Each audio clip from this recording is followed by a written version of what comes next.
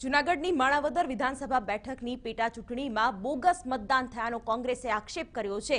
મહત્વનું છે કે કોંગ્રેસના ઉમેદવાર અરવિંદ લાડાણીએ ચૂંટણી પંચને લેખિતમાં આ અંગે ફરિયાદ કરી 5 બૂથમાં ફેર મતદાનની પણ માંગ કરાઈ છે। જિલ્લા ચૂંટણી અધિકારી દ્વારા કોઈ કાર્યવાહી નહીં કરાઈ હોય તેવો પણ આક્ષેપ થઈ રહ્યો છે। જિલ્લા કોંગ્રેસ પ્રમુખ અને મહામંત્રીએ ઓબ્ઝર્વરને આ અંગે રજૂઆત કરી છે। ત્યારે માણાવદર વિધાનસભા પેટા ચૂંટણીમાં બોગસ મતદાન થયાનો કોંગ્રેસનો આક્ષેપ।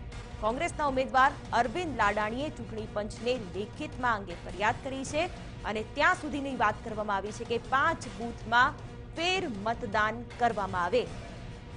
ત્યારે માણાવદર વિધાનસભા પેટા ચૂંટણી કે જેમાં આ આક્ષેપો થયા છે અને વિધાનસભા પેટા ચૂંટણીમાં બોગસ મતદાનનો પણ કોંગ્રેસનો આક્ષેપ છે। કોંગ્રેસના ઉમેદવાર અરવિંદ લાડાણીએ આ અંગે ચૂંટણી પંચમાં ફરિયાદ કરી છે।